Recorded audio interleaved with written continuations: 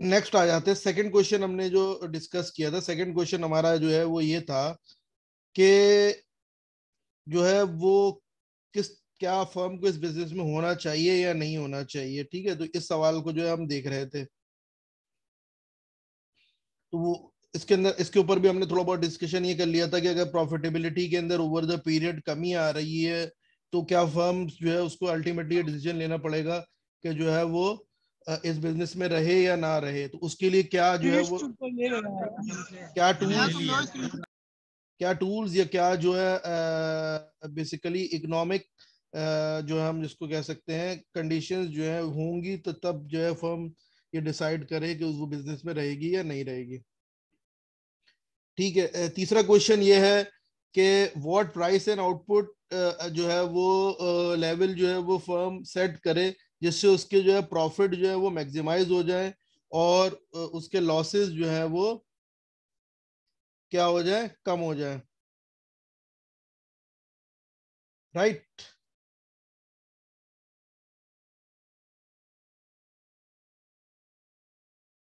ठीक है।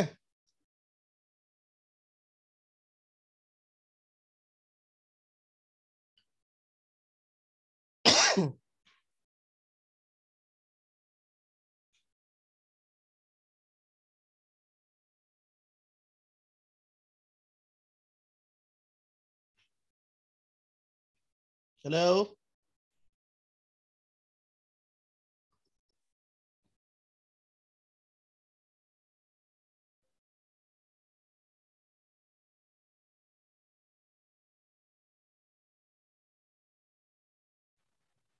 जी सर, आ रही है आवाज आपकी?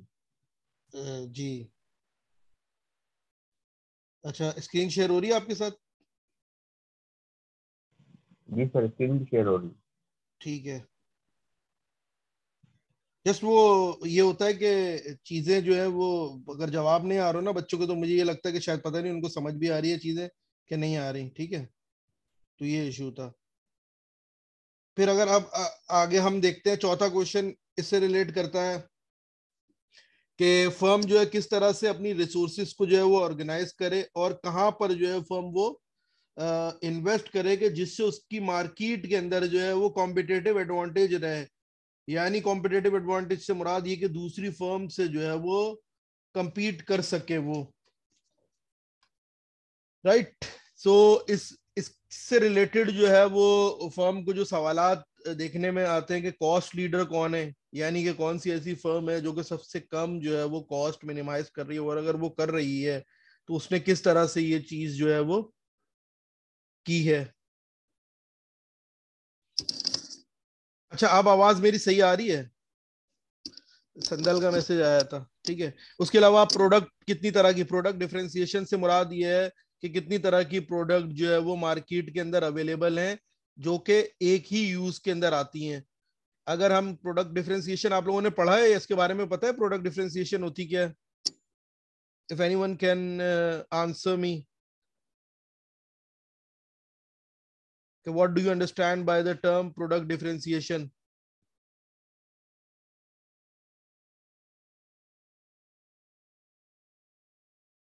No one is willing to answer. Right.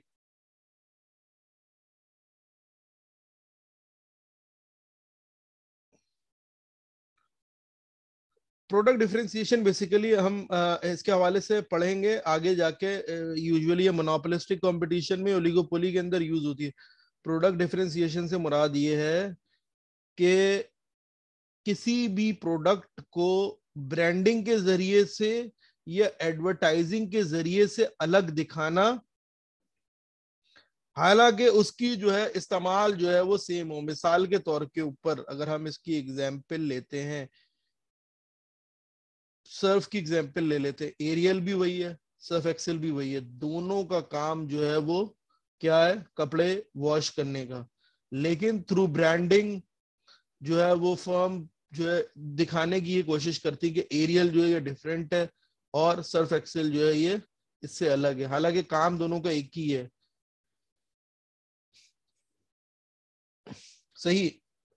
And focus on market नीश, इससे मुराद ये है कि मार्केट के किस पर्टिकुलर जो है वो प्रोडक्ट के ऊपर जो है वो फोकस करना चाहिए। मार्केट नीश से यहाँ से मुराद ये है कि मिसाल के तौर के ऊपर अगर आप जूते की मार्केट के अंदर हैं तो इसमें से आप यहाँ पर मेंस शूज के ऊपर ज्यादा जो है वो उसको देखेंगे, या बच्चों के लिए जो जूते इस्तेमाल होते हैं वो, या खवातीन के लिए जो जूते इस्तेमाल होते हैं। तो किसी भी एक पर्टिकुलर मार्केट के अंदर आप ये हैं तो उससे किस तरह के जो है वो किस उसके सेगमेंट को आप बेसिकली जो है वो फोकस कर रहे होंगे। जी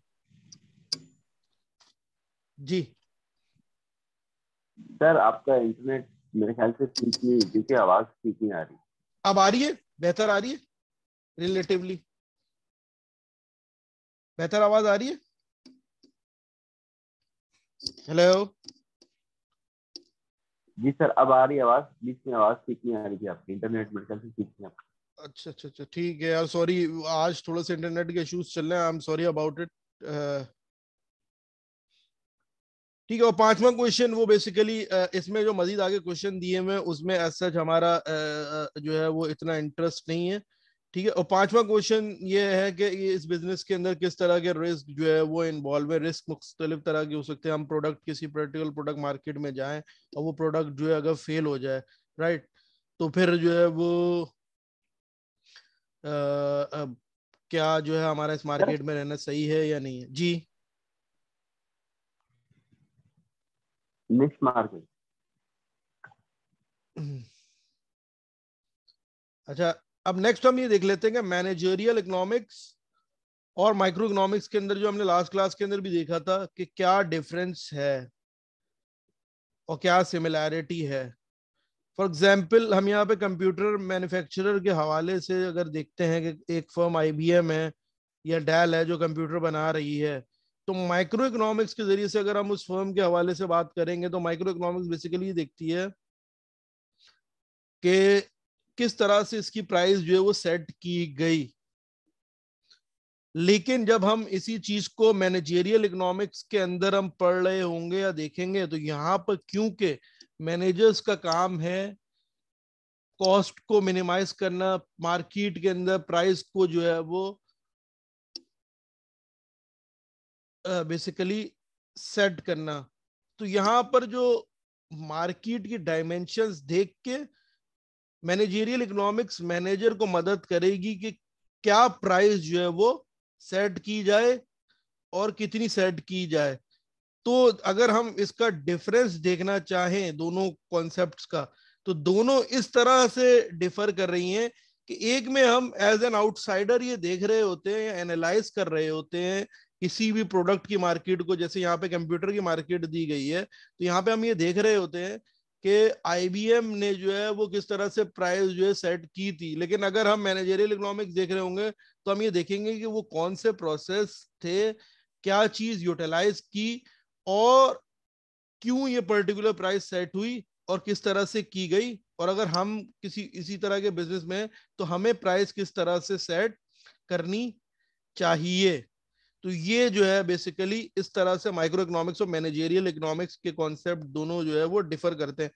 ऑल्दो के लास्ट क्लास के अंदर भी हम ये डिस्कस कर चुके हैं कि इसके अंदर जो है मोर और less the things will remain same, but but the way we view the things they may differ. एक में we view things as an outsider, and in managerial economics we consider or we basically put ourselves in the shoes of a manager, and we see that how we should set the price, what will be the cost, what how can we utilize market conditions in order to maximize our profit. So this is how these two disciplines basically differ, right? Any question up to this point? किसी को कोई सवाल?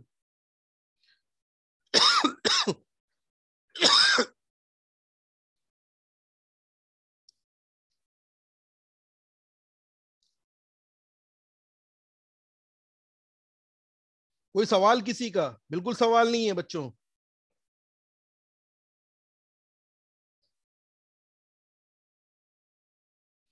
Next आ जाता है, हमने पिछली class के अंदर स्कार्सिटी के हवाले से पढ़ा था कि the limited resources and unlimited wants.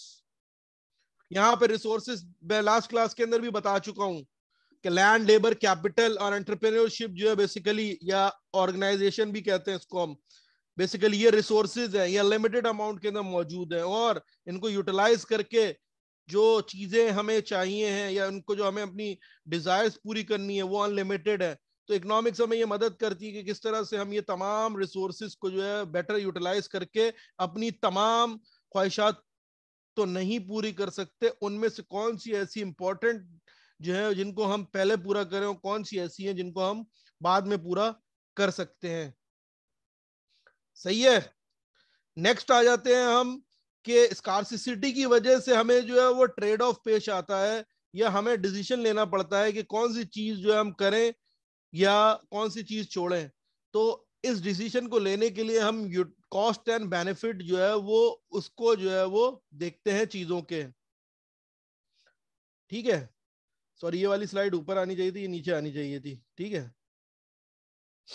ठीक है। तो चॉइसेस हमें लेनी पड़ती है। It involve benefit and cost. और इकोनॉमिक के अंदर हम ये पहले ही बता चुके हैं कि कॉस्ट के अंदर both opportunity cost and monetary cost दोनों शामिल होती हैं। अब अगर इसी चीज को अगर हम मैनेजरियल इकोनॉमिक्स के तनाजुर के अंदर या मैनेजरियल इकोनॉमिक्स के अंदर देखते हैं, तो मैनेजरियल इकोनॉमिक्स के अंदर with regard to firms optimal decision, यानी कि फर्म के लिए बेहतरीन डिसीजन के लिहाज से firm will choose alternative that will produce a result that are consistent with firm's managerial objective। अब यही कॉन्सेप्ट को अगर हम फर्म के ऊपर यूटिलाइज कर रहे हैं तो उसकी डेफिनेशन कुछ इस तरह से होगी कि फर्म जो है बेसिकली इस तरह की चॉइसेस करे जिससे कि फर्म जो है वो अपने मैनेजरियल ऑब्जेक्टिव्स को जो है वो क्या कर सके, अचीव कर सके। ठीक है। And one of the major objective of the firm is to have increase in their profitability, और इकोनॉमिक्स की जबान में प्रॉफिट मैक्सिमाइजेशन। सही है। ये चीज समझ आई या नहीं आई तो सवालात जरूर करें। लास्ट क्लास के अंदर इसका इंट्रो दिया गया था, अब इसकी एप्लीकेशन हम बता रहे हैं कि किस तरह से मैनेजरियल इकोनॉमिक्स के अंदर जो है ये कॉन्सेप्ट अप्लाई हो सकता है।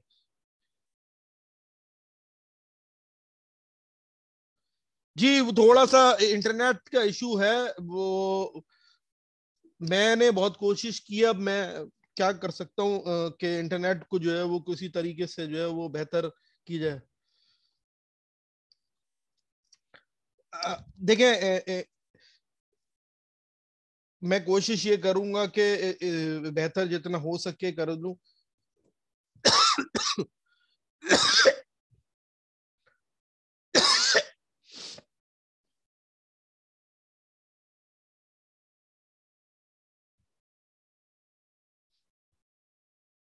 कुछ बेहतर हुई है आवाज मेरी? अभी थोड़ी बेहतर है, पहले भी बेहतर थी सर। नहीं, वो कुछ स्टूडेंट्स के मैसेज आ रहे हैं कि सर आवाज नहीं आ रही, तो मैंने कहा ये जो है वो चीजों को मैं राइट। ठीक है, तो यहाँ पर अभी बेसिकली मैंने ये बताया कि किस तरह से जो है हम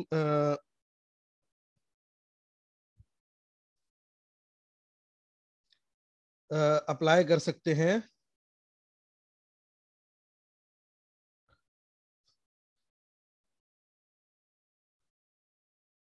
साला लाइनें नहीं बनाओ, यहाँ पे लिखा हुआ आ जाता है।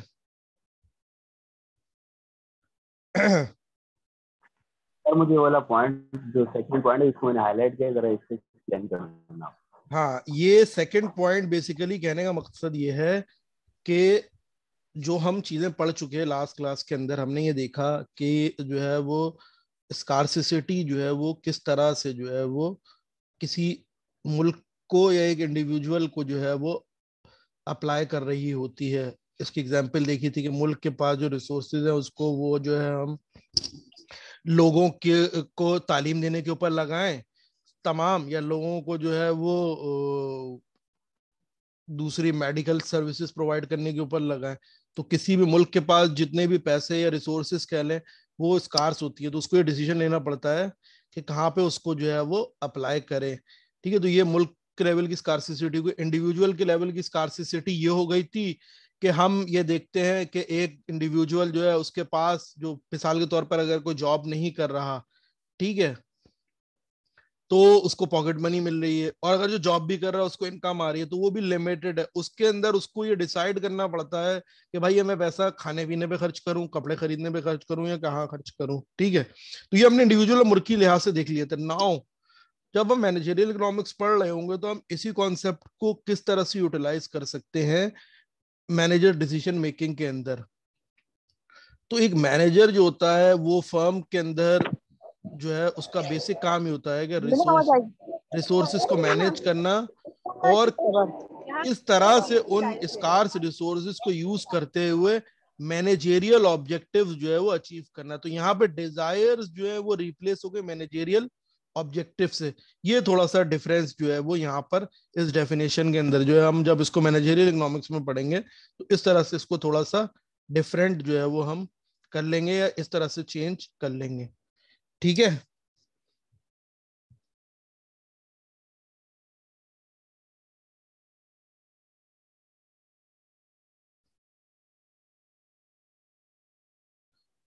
जी सालार।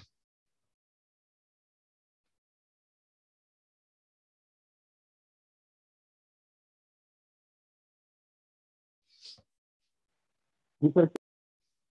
ठीक है।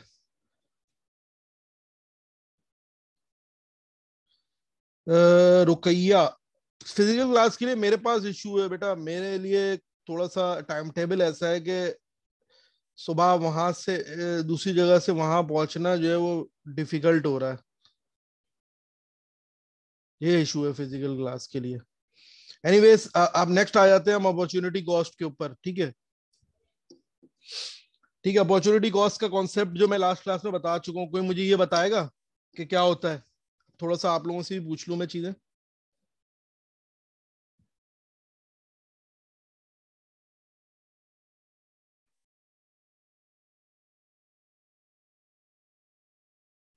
सर वो quality की बात, आई थिंक अगर एक चीज 100 रुपए की है और एक 120 रुपए की है तो चीज की क्वालिटी अच्छी है तो आप उस तरफ जाएंगे। आई थिंक ये हो सकता है।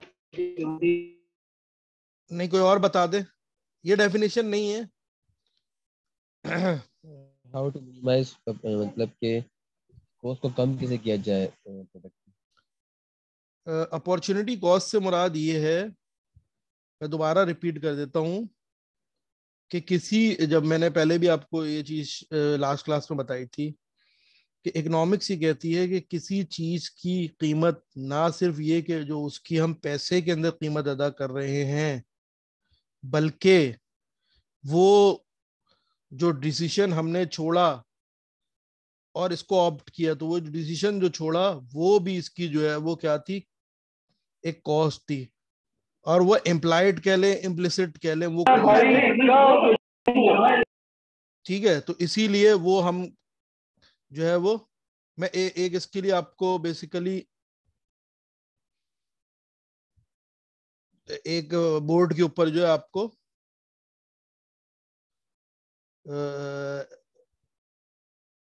बना के दिखा देता हूँ टेबल, ताकि आपको याद जो है वो आ जाए।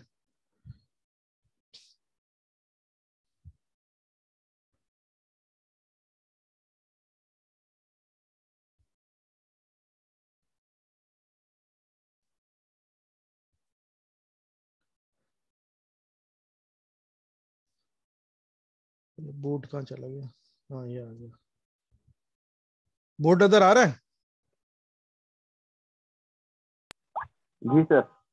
ठीक है, रुक जाए।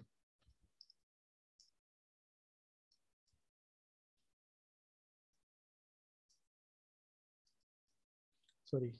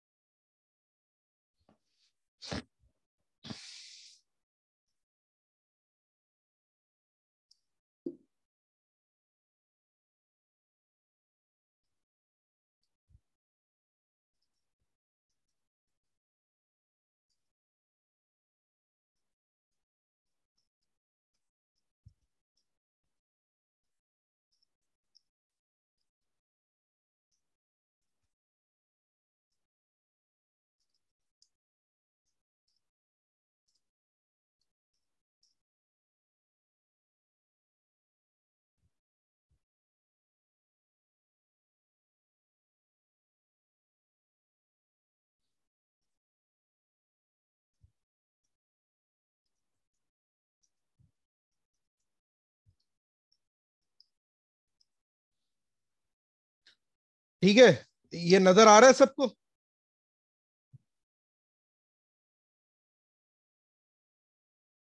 बोर्ड नजर आ रहा है सबको? जी यस सर। सर। ठीक है, तो ये एक मैंने आपको जो है बेसिकली फ्रेमवर्क दिखा दिए किस तरह से जो है हम अपॉर्चुनिटी कॉस्ट तक पहुंचते हैं। स्कार्सिटी की वजह से हमें डिसीजन लेना पड़ता है कि कौन सी ऐसी चीजें हैं जो हमें करनी चाहिए, कौन सी छोड़नी चाहिए। तो जब हम ये डिसीजन ले रहे होते हैं तो इसके अंदर हम जो है वो कॉस्ट एंड बेनिफिट का एनालिसिस कर रहे होते हैं। इकोनॉमिक्स जो है वो ये कहती है कि किसी भी चीज की कॉस्ट ना सिर्फ ये कि उसकी मॉनेटरी कॉस्ट, यहाँ पे मॉनेटरी कॉस्ट से मुराद ये कॉस्ट जिसके अंदर हमारा पैसा जा रहा है, प्लस उसकी अपॉर्चुनिटी कॉस्ट। ठीक है, तो ओवरऑल इकोनॉमिक कॉस्ट के अंदर monetary cost plus opportunity cost दोनों शामिल होती हैं। सही है। इसकी एक मैं एग्जांपल दोबारा देता हूं। किसी स्टूडेंट ने इंटरमीडिएट किया, उसके बाद उसके पास दो तरह के ऑप्शंस मौजूद हैं। एक तो ये कि वो जॉब कर ले, और दूसरा ये कि वो जो है वो यूनिवर्सिटी ज्वाइन कर ले ताकि वो आगे मजीद पढ़ सके। ठीक है, तो अगर स्टूडेंट ये फैसला लेता है कि वो यूनिवर्सिटी जाएगा, ठीक है, तो अगर हम नॉर्मली कॉस्ट की बात करते हैं तो नॉर्मली कॉस्ट के अंदर क्या आ जाएगी चीजें कि यूनिवर्सिटी जाने की उसकी कॉस्ट क्या होगी?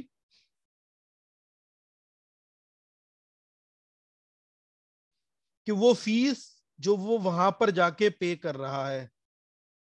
सही है, यूनिवर्सिटी की फीस ये होगी जब हम आम या जनरलाइज वे में कॉस्ट की बात करते हैं। जब हम इकोनॉमिक कॉस्ट की बात करेंगे तो इकोनॉमिक कॉस्ट जो है इसके अंदर ना सिर्फ ये कि जो इसने यूनिवर्सिटी की फीस अदा की है, बल्कि इकोनॉमिक्स ये कहेगी कि ना सिर्फ उसकी यूनिवर्सिटी की फीस, बल्कि जो वो अगर जॉब करता इस पढ़ाई की जगह, उससे जो उसको सैलरी उसकी मिलती, वो भी उसकी जो है वो इस डिसीजन के अंदर आने की वजह से उसने जो जॉब नहीं की, वो भी उसकी एक कॉस्ट है जिसको इकोनॉमिक्स ही कहती है अपॉर्चुनिटी कॉस्ट। और उसकी डेफिनेशन मैंने लास्ट क्लास में बताई थी। The value of next best alternative you give up, the value of next best alternative that you give up is basically the opportunity cost of a particular decision. सही है।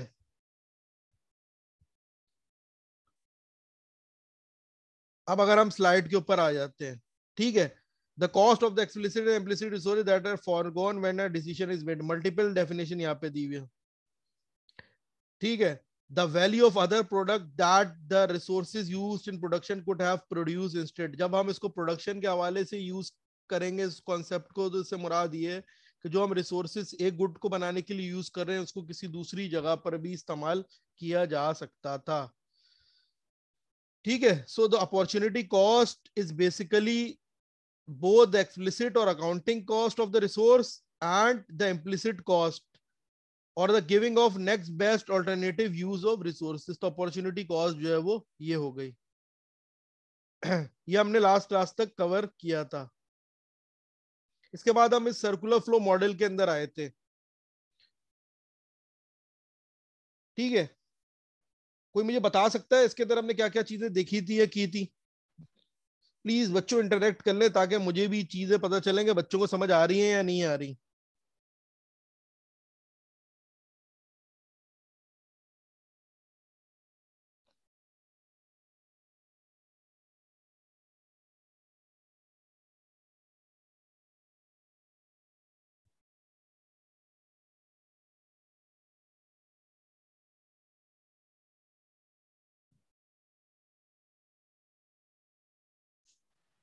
Sir ये आप पढ़ा रहे थे तो एंड में ऑफ हो गया था क्वेश्चन, तो आपने कहा था जब नेक्स्ट हम जी जी, चार्ज नहीं लेंगे अच्छा, तो। इसके अंदर जो है बेसिकली मैंने कुछ चीजें तो बताई थी ना कि कितनी तरह के इकोनॉमिक एजेंट्स जो हैं वो मौजूद होते हैं किसी भी इकोनॉमी के अंदर।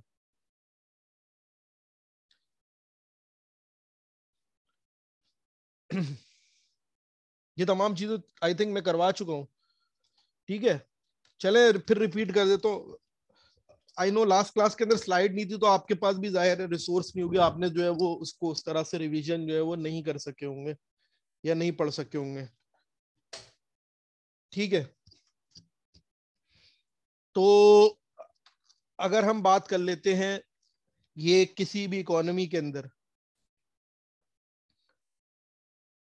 ठीक है, तो यहां तक मैंने ये चीजें बताई थी ना, ये बेसिकली अगर हम अपॉर्चुनिटी कॉस्ट तक की बात करते तो बेसिकली हम बेसिक आपको यहां तक बता दिया कि बेसिक इकोनॉमिक्स और मैनेजरियल इकोनॉमिक्स होती क्या है। नाउ अब सर्कुलर फ्लो मॉडल के अंदर हम जब आते हैं, ये सर्कुलर फ्लो मॉडल हम पढ़ते हैं, तो सर्कुलर फ्लो मॉडल हमें ये बताता है कि किसी भी मुल्क की इकोनॉमी या मईशत जो है वो किस तरह से वर्क कर रही है।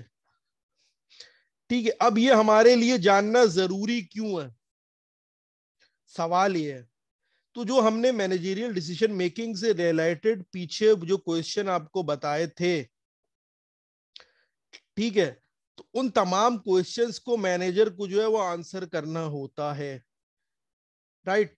के इंटरनेशनल डायमेंशंस क्या है, डिमांड एंड सप्लाई कंडीशन क्या है, ओवरऑल जो है वो मैक्रो इकोनॉमिक एनवायरनमेंट क्या है।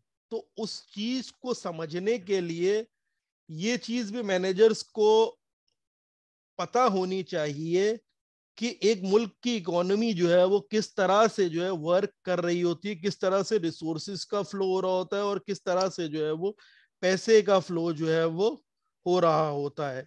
तो सर्कुलर फ्लो पढ़ने का मतलब या सर्कुलर फ्लो पढ़ने का मकसद हमारा बेसिकली ये है कि मैनेजर्स को इस लिहाज से या उस तनाजुर में उनको चीजें बता देना कि उनको बेसिक्स पता हो कि एक इकोनॉमी के अंदर जो मुख्तलिफ इकोनॉमिक पार्टिसिपेंट्स हैं या मुख्तलिफ इकोनॉमिक एजेंट हैं वो आपस में किस तरह से इंटरेक्ट कर रहे हैं। अब ये इंफॉर्मेशन उनके काम किस तरह से आती है, उनके काम इस तरह से आती है कि जब उनको बेसिक इकोनॉमिक डायनामिक्स पता होंगी तो वो इस चीज को एनालाइज कर सकेंगे। कि मिसाल के तौर पर उनको लेबर के हवाले से पता है कि लेबर की मूवमेंट किस तरह से हो रही है, इस पीरियड के अंदर लेबर की सप्लाई कम है या ज्यादा है, तो उस तरह से वो अपनी जो है फर्म की जो है वो प्रोडक्शन को ऑर्गेनाइज करेंगे कि वो ज्यादा प्रोडक्शन उस जमाने में करेंगे जब लेबर जो है वो सस्ती हो, और किसी पीरियड के अंदर लेबर महंगी है तो वो उस दौरान जो है वो कैपिटल इंटेंसिव टेक्नोलॉजी या मशीनरी का ज्यादा यूज करेंगे। ये एक मैंने बहुत जनरलाइज वे में बताया है।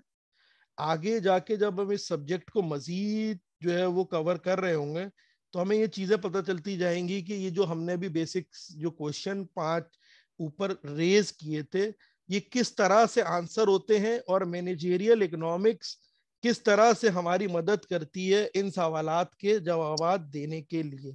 तो मैंने कहा मैं पहले एक आपको क्लैरिटी दे दूं कि हमारा ये सर्कुलर फ्लो मॉडल पढ़ने का मकसद क्या है। यहाँ पे हमारा मकसद सिर्फ ये जानना है कि जो है इकोनॉमी के अंदर मुख्तलिफ इकोनॉमिक एजेंट किस तरह से जो है आपस में इंटरेक्ट कर रहे होते हैं। लास्ट क्लास के अंदर मैंने आपको जिस तरह बताया था कि किसी भी इकोनॉमी के अंदर जो है वो 4 तरह के जो है वो इकोनॉमिक एजेंट होते हैं। एक तो हाउस होल्ड, एक फर्म्स या बिजनेस कह लें, ठीक है, तीसरा गवर्नमेंट और चौथा इंटरनेशनल पार्टिसिपेंट्स कह लें या रेस्ट ऑफ द वर्ल्ड भी जो है उसको कहा जाता है मुख्तलिफ किताबों के अंदर।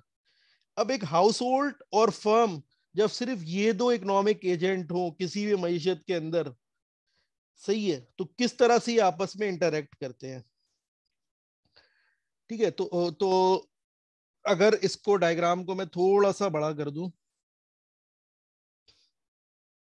ठीक है, तो अगर आप देखेंगे कि लास्ट क्लास के अंदर मैं आपको ये बता चुका हूं कि हाउस होल्ड जो है वो तमाम तरह की जो है वो रिसोर्सेज जो है वो क्या करते हैं, ओन करते हैं। ठीक है, और रिसोर्सेज के अंदर क्या क्या आ गए हैं जो ऊपर बता के आ चुका हूं मैं, land, labour, capital and organisation. Household ये तमाम चीजें आके फैक्टर मार्केट के अंदर सेल आउट करते हैं। फैक्टर मार्केट एक आर्टिफिशियल कंस्ट्रक्ट है। आर्टिफिशियल कंस्ट्रक्ट से मुराद ये है कि ये इन रियलिटी की इस तरह की मार्केट अवेलेबल नहीं होती। कोई बंदा जॉब ढूंढने जा रहा है तो वो फैक्टर मार्केट के अंदर है। कोई जो है वो सब्जी बेचने वाला अपनी प्रोडक्ट जो है वो बेचने के लिए आ रहा मार्केट के अंदर, तो बेसिकली वो भी फैक्टर मार्केट के अंदर है। सब्जी दुकानदार अगर खरीदने के लिए आता है, जो कि कोई भी चीज जो है वो बना के, होटल है, ढाबा है, वो बेच रहा है, तो उसके लिए क्या हो गया, इनपुट हो गया। तो बेसिकली फैक्टर मार्केट जो है, हम इसको इनपुट मार्केट भी कह सकते हैं, ठीक है। जहां पर हाउस होल्ड आके रिसोर्सेज जो कि वो ओन करते हैं वो बेचते हैं उन लोगों को जो कि उसको इस्तेमाल करके फाइनल प्रोडक्ट जो है मार्केट के अंदर जो है वो, या प्रोडक्ट मार्केट कह लें या गुड्स एंड सर्विस मार्केट के अंदर लाके जो है वो बेचते हैं। तो हाउस होल्ड फैक्टर मार्केट के अंदर जो है वो अपने प्रोडक्टिव रिसोर्सेज बेचते हैं और बिजनेस इनको खरीद के इनको जो है वो कन्वर्ट करते हैं फाइनल गुड्स एंड सर्विसेज के अंदर, जहां से यही हाउस होल्ड जो है वो इसको खरीदते हैं in their final product form. यहाँ पर मिसाल के तौर के ऊपर इन्होंने ये रॉ मटेरियल बेचा, बिजनेस से रॉ मटेरियल को कन्वर्ट करके जो है कोई भी गुड बनाई। मिसाल के तौर के ऊपर जो हम इसके अंदर एग्जाम्पल ले लेते हैं कि लेदर की, तो जितने भी लोग जो कि कैटल रेस कर रहे हैं वो जो है बेसिकली उनके पास से जो है वो स्किन, काउ स्किन जो है वो आके फैक्टर मार्केट के अंदर बेचेंगे उन कारोबारी लोगों को जो कि जूते बना रहे हैं, ठीक है। वो फैक्टर मार्केट्स के अंदर से जो है वो काउ स्किन या एनिमल स्किन कह लें वो बाय करेंगे, उसको कन्वर्ट करेंगे इन लेदर शूज, ठीक है, और फिर उसको आके प्रोडक्ट मार्केट के अंदर जो है वो सेल आउट कर देंगे। अब यहाँ पे प्रोडक्ट मार्केट से मुराद तमाम मार्केट्स हैं जिसके अंदर फाइनल गुड्स एंड सर्विसेज जो है प्रोड्यूस हो रही हैं, जिसके अंदर जूते की मार्केट अगर आ गई तो जूते की मार्केट है मिसाल के तौर के ऊपर। खाने पीने की चीजें जो फाइनल फॉर्म के अंदर आ रही है, पैकेट के अंदर चिप्स मिल रहे हैं, वो भी प्रोडक्ट मार्केट का हिस्सा है। लैपटॉप जो मिल रहे हैं वो भी प्रोडक्ट मार्केट का हिस्सा है। तो जो तमाम चीजें अपनी फाइनल फॉर्म के अंदर मौजूद है वो गुड्स एंड सर्विस मार्केट या प्रोडक्ट मार्केट के अंदर बिकती हैं आके।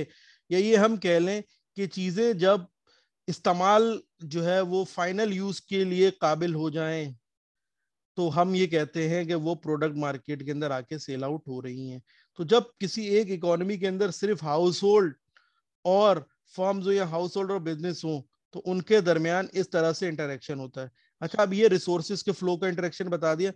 अब यहाँ पर पैसे का फ्लो किस तरह से होता है, लास्ट क्लास के अंदर भी मैं ये चीज बता चुका हूं कि हम ये सपोज करते हैं कि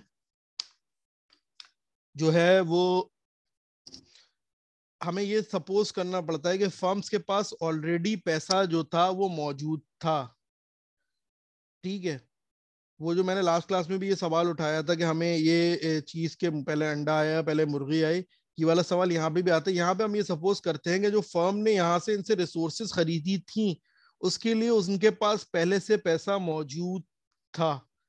तो फर्म ने पैसा देके हाउस होल्ड को उनसे जो चीजें खरीदी उनको उसके पैसे दिए, ठीक है, इनकम कह लें जो कि हाउस होल्ड की इनकम हुई।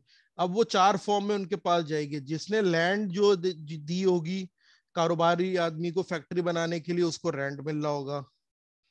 जिसने जो है अपनी सर्विसेज दी होंगी एज अ लेबर तो उसको वेज मिल रही होगी। जिसने कैपिटल प्रोवाइड किया होगा उसको इंटरेस्ट मिल रहा होगा। और जिसने जो है वो अपनी मैनेजेरियल स्किल्स या एंटरप्रेन्योर स्किल्स दी होंगी उसको जो है वो क्या मिल रहा होगा, सॉरी मैनेजेरियल स्किल, मैनेजर तो themselves are considered as labour. जिसने अपनी ऑर्गेनाइजेशन स्किल्स दी होंगी उसको क्या मिल रहा होगा, प्रॉफिट जो है वो मिल रहा होगा।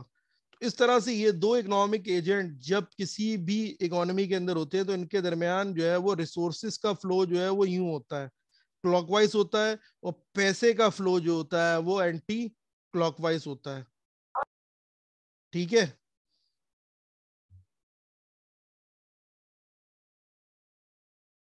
कोई सवाल किसी को, क्योंकि अभी क्लास 1 मिनट के बाद जो है ऑफ होने वाली है और उसके बाद फिर हमें 15 मिनट की 20 मिनट की क्लास जो हमारी बीच में रह गई थी उसको जो है वो कंडक्ट करना होगा। तो वो मैं जो हूँ दोबारा जो है आप इसी लिंक के ऊपर क्लिक करेंगे तो वापस आ जाएंगे। किसी को कोई सवाल?